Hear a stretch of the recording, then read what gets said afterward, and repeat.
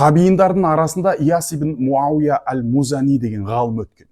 Бір күні үйінде отырса, бір жас жігіт келеді де, ұстаз дейді, сізге рұқсат па дейді, келейін деп сөйлесейін деп едім дейді. Келіңіз әрине дейді. Қандай бұйымтаймен келіп отырсыз, айтыңыз.